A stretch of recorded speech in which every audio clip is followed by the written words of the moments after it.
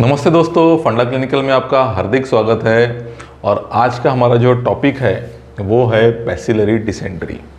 आज का टॉपिक शुरू करने से पहले मैं आपको कहना चाहता हूँ कि ये चैनल पे अगर आप पहली बार आए हैं तो इसे ज़रूर सब्सक्राइब कर लीजिए और इसका नोटिफिकेशन बटन भी आप ऑन करके रखिए ताकि जब भी हम कोई नया वीडियो इस पर अपलोड करेंगे तो उसकी जानकारी आपको मिल जाएगी। तो चलिए दोस्तों, आज का टॉपिक हम शुरू करते हैं।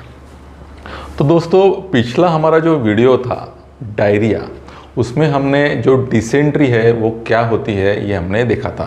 हमने ये कहा था कि जब स्टूल्स में ब्लड आते हैं तो वो डिसेंट्री कहलाती है।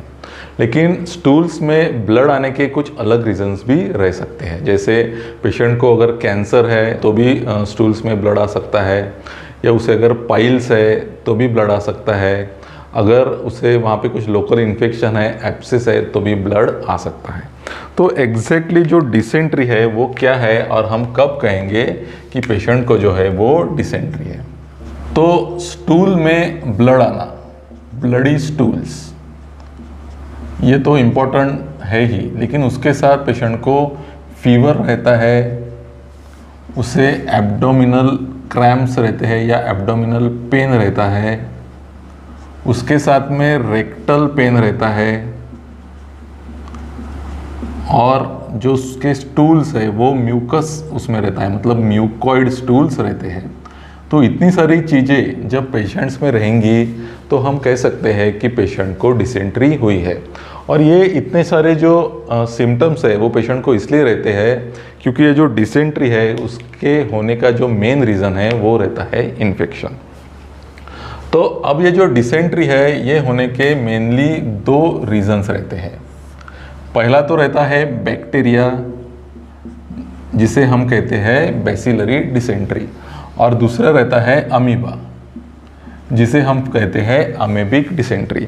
अब ये जो अमेबिक डिसेंट्री है इसके होने का कारण रहता है एंटमीबा हिस्टोलाइटिका। ये एक प्रोटोजोआ है जिसके कारण अमेबिक डिसेंट्री होती है।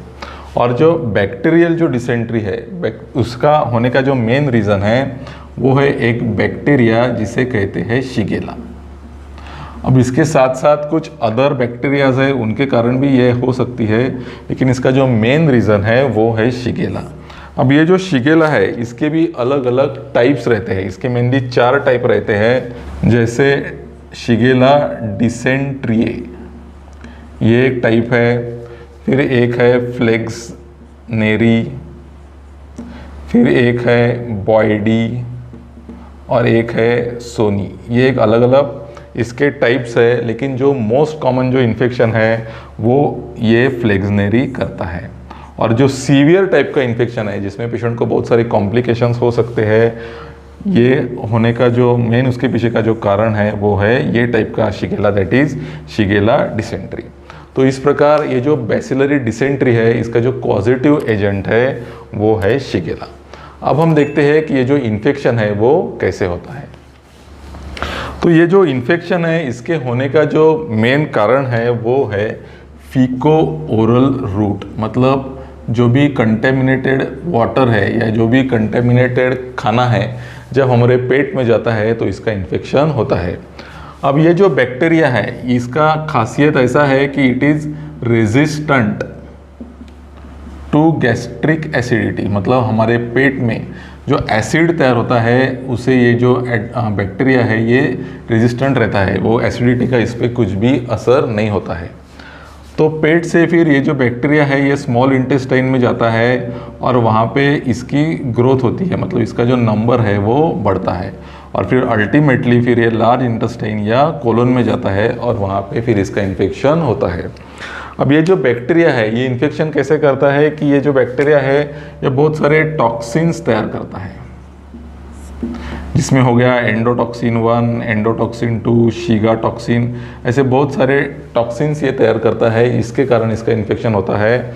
और फिर सीवियर केसेस में जो कोलोनिक एपिथेलियम है, उस कोलन की जो वॉल है इसमें भी ये इन्फेक्शन करता है और फिर पेशेंट की जो कंडीशन है वो और ख़राब हो सकती है। तो इस प्रकार ये जो बैक्टीरिया है ये पेशेंट में इन्फेक्शन करता है। अब ये जो बैक्टीरियल इन्फेक्शन है ये जब पेशेंट को होता है तो उसके क्या क्या सिम्टम्स होते हैं। सबसे इम्पोर्टेंट पहली बात यह है कि इसका जो इंक्यूबेशन पीरियड है ये 1 to 2 डेज़ है, मतलब हमारे शरीर में जाने के बाद 1 से 2 दिन लगते हैं इसका इन्फेक्शन शुरू होने में। शुरुआत में पेशेंट को क्या रहता है, पेशेंट को फीवर रहता है, मलेज रहता है, मतलब कोई अच्छा नहीं लगता है, फिर साथ में एनोरेक्सिया रहता है, खाने की इच्छा नहीं होती है, और शुरुआत में उसे वाटरी डायरिया रहता है, मतलब शुरुआत में जो पतली संडास है वो पानी जैसी रहती है। फिर आगे जाके ये जो वाटरी डायरिया है ये ठीक नहीं होता है, और उसके बाद में फिर पेशेंट को डिसेंट्री होना शुरू हो जाता है, मतलब जो उसका स्टूल्स है उसमें ब्लड आना चालू हो जाता है। इसके साथ साथ फिर पेशेंट को एब्डोमिनल पेन, एब्डोमिनल क्रैम्प्स और साथ में रेक्टल पेन, ये जो प्रॉब्लम है ये शुरू होता है। तो इस प्रकार ये जो पेशेंट है इसमें ये जो बैक्टीरियल डिसेंट्री है इसके सिम्टम्स दिखते हैं। अब ये जो डिसीज़ है ये हमने अगर टाइम पे इसका मैनेजमेंट नहीं किया तो इसके बहुत सारे कॉम्प्लिकेशंस भी हो सकते हैं। तो इसके कॉम्प्लिकेशंस क्या है वो हम देखते हैं। तो इसके जो कॉम्प्लिकेशंस है इसे हम 3 इसमें डिवाइड कर सकते हैं। तो सबसे पहले जो कॉम्प्लिकेशंस है जिसे हम कहते हैं इंटेस्टिनल, मतलब इंटेस्टाइन में क्या कॉम्प्लिकेशंस हो सकते हैं। तो उसमें इम्पॉर्टेंट है कि इंटेस्टिनल परफोरेशन हो सकता है। इतना ही नहीं, उसके बाद पेशेंट को इंटेस्टिनल ऑब्स्ट्रक्शन भी हो सकता है।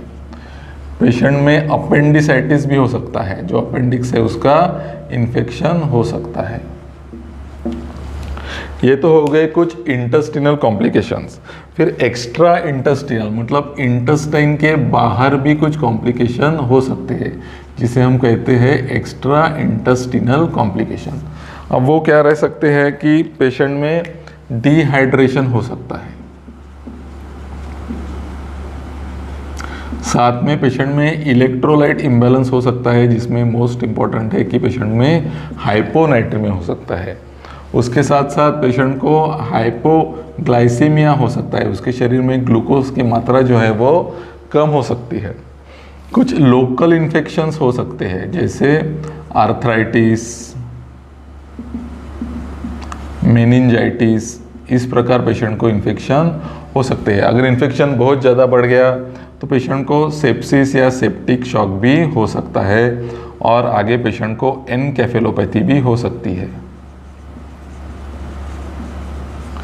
अब इतने ही कॉम्प्लिकेशंस नहीं है, कभी कभी इन्फेक्शन के बाद भी कॉम्प्लिकेशंस हो सकते हैं, जिसे पोस्ट इन्फेक्शन कॉम्प्लिकेशंस कहते हैं।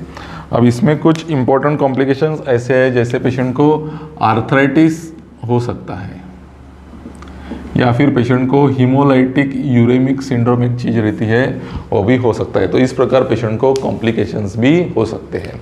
अब हम देखते हैं कि ये जो पेशेंट है बैसिलरी डिसेंट्री का, उसे हम कैसे मैनेज करेंगे। तो दोस्तों ये जो पेशेंट है इसे मैनेज करने के प्रिंसिपल्स क्या है वो हम देखते हैं। तो सबसे पहला है कि ये जो पेशेंट है इसमें एडिक्वेट हाइड्रेशन मेंटेन करना बहुत ही ज़रूरी है, क्योंकि ये जो पेशेंट्स है इनमें डेथ होने का जो मेन रीज़न है वो है डिहाइड्रेशन। इसलिए प्रॉपर हाइड्रेशन मेंटेन रखना बहुत ही ज़रूरी है, और इसके साथ साथ प्रॉपर न्यूट्रिशन ये भी मेंटेन रखना बहुत ही ज़रूरी है। तो हाइड्रेशन के बाद दूसरी इंपॉर्टेंट चीज़ जो है वो है कि प्रॉपर एंटीबायोटिक्स यूज़ करना बहुत ही ज़रूरी है। अगर हमने इफ़ेक्टिव एंटीबायोटिक अगर यूज़ नहीं किया तो एंटीबायोटिक का फ़ायदा होने के बजाय हमें नुकसान भी हो सकता है। ये जो इम्प्रॉपर एंटीबायोटिक है ये हमारे जो इंटेस्टाइन में जो नॉर्मल फ्लोरा है उसे डिस्ट्रॉय कर देते हैं, और फिर जो शिगेला जो बैक्टीरिया है उसे और बढ़ने में आसानी हो जाती है। तो दोस्तों प्रॉपर एंटीबायोटिक करना बहुत ही ज़रूरी है, इसमें हमने अच्छे से ध्यान में रखना चाहिए। तीसरा जो है ये जो पेशेंट है इसमें हमें सिम्टोमेटिक मैनेजमेंट करना पड़ता है। अगर पेशेंट को बहुत ज़्यादा फीवर है तो उसे हमें पैरासीटामोल या एंटीपायरेटिक ड्रग्स देने पड़ते हैं। अगर पेशेंट को पेन है तो पेशेंट को पेन किलर्स भी देने पड़ सकते हैं। फिर ये जो पेशेंट है इसमें हम जिंक सप्लीमेंटेशन भी यूज़ कर सकते हैं। अब ये जो बैसिलरी डिसेंट्री है ये मोस्ट कॉमनली जो छोटे बच्चे रहते हैं जिनकी उम्र 5 साल से कम रहती है उसमें ये बैसिलरी डिसेंट्री बहुत कॉमन है। तो ऐसे टाइप के जो पेशेंट है इसमें जिंक का बहुत अच्छा फ़ायदा होता है। पांचवी इंपॉर्टेंट चीज़ ये है कि जो एंटी मोटिलिटी ड्रग्स है, एंटी मोटिलिटी ड्रग्स जैसे लोपेरामाइड, ये ड्रग्स जो है ये क्या करते हैं कि इंटेस्टाइन की मोटिलिटी जो है वो कम कर देते हैं। ये बहुत कॉमनली डायरिया में यूज़ होते हैं। तो ये जो ड्रग्स है ये हमें बैसिलरी डिसेंट्री में यूज़ नहीं करने हैं। ये बहुत ही इंपॉर्टेंट चीज़ है क्योंकि ये ड्रग हमने यहाँ पे यूज़ किए तो पेशेंट को आइलियस हो सकता है, उसे एब्डोमिनल डिस्टेंशन हो सकता है और पेशेंट की जो कंडीशन है वो और ज़्यादा ख़राब हो सकती है। तो ये बहुत ही इम्पोर्टेंट चीज़ है जो हमें ध्यान में रखनी है। फिर छठवीं जो चीज़ है कि अगर पेशेंट को कुछ कॉम्प्लिकेशंस होते हैं तो उनका भी मैनेजमेंट फिर हमें पेशेंट को वार्ड में या फिर आईसीयू में एडमिट करके उसका हमें मैनेजमेंट करना पड़ता है। तो दोस्तों ये कुछ प्रिंसिपल्स हो गए पेशेंट को मैनेज करने के लिए। अब हम देखते हैं कि ये जो पेशेंट्स है इसमें हम कौन से एंटीबायोटिक्स का प्रयोग कर सकते हैं। तो दोस्तों ये जो पेशेंट्स है इसमें हम कुछ जो एंटीबायोटिक्स यूज़ कर सकते हैं उसमें पहला जो है वो है सिप्रोफ्लॉक्सासिन। अब ये जो ड्रग है इसमें प्रॉब्लम ऐसा है कि जो 18 साल से जो कम उम्र के पेशेंट्स है इसमें हम ये ड्रग नहीं यूज़ कर सकते हैं। और उसके अलावा ये जो ड्रग है ये ऑलरेडी बहुत ज़्यादा कम्युनिटी में यूज़ हो चुका है और इसका बहुत ज़्यादा रेजिस्टेंस डेवलप हो चुका है। मतलब ये जो ड्रग है ये शायद हमारे पेशेंट में इफ़ेक्टिव ना हो। फिर दूसरा हमारे पास जो ऑप्शन है वो है एजिथ्रोमाइसिन। अब ये ड्रग का जो प्रॉब्लम ऐसा है कि जो क्यूटी है ये प्रोलॉन्ग करता है, इसलिए जो हार्ट डिसीज़ के जो पेशेंट्स है इसमें हमें ये ड्रग यूज़ करते वक्त ध्यान रखना है। तीसरा जो एंटीबायोटिक है वो है सेफिक्सिम। ये हम यूज़ कर सकते हैं पेशेंट में, लेकिन ये हमें ध्यान में प्रॉपर डोज में देना चाहिए ताकि इसका भी रेजिस्टेंस डेवलप ना हो।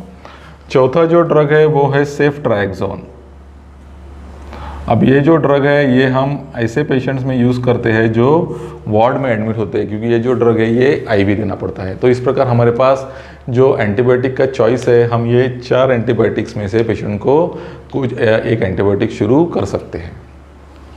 तो दोस्तों जब भी हमारे पास पेशेंट आता है तो हम इसमें का एक एंटीबायोटिक पेशेंट को शुरू करते हैं और देखते हैं कि 2 दिन में पेशेंट की जो कंडीशन है उसमें कुछ इम्प्रूवमेंट होती है कि नहीं होती है। अगर पेशेंट का जो डिसीज़ है वो अगर इम्प्रूव हो जाए तो ये जो एंटीबायोटिक है हम 5 दिन के लिए फिर कंटिन्यू करते हैं।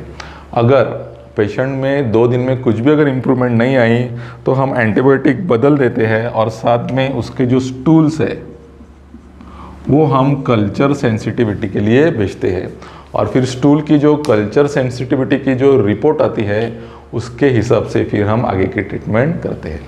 तो दोस्तों इस प्रकार आज की वीडियो में हमने देखा कि बैसिलरी डिसेंट्री है वो क्या रहती है और इसका मैनेजमेंट हम कैसे कर सकते हैं। तो दोस्तों आज का वीडियो अगर आपको अच्छा लगा तो ज़रूर अपने दोस्तों में इसे शेयर कीजिए और ये चैनल पे अगर आप पहली बार आए हैं तो इसे ज़रूर सब्सक्राइब कर लीजिए। तो दोस्तों अगले वीडियो मिलते हैं एक नए टॉपिक के साथ, तब तक के लिए थैंक यू।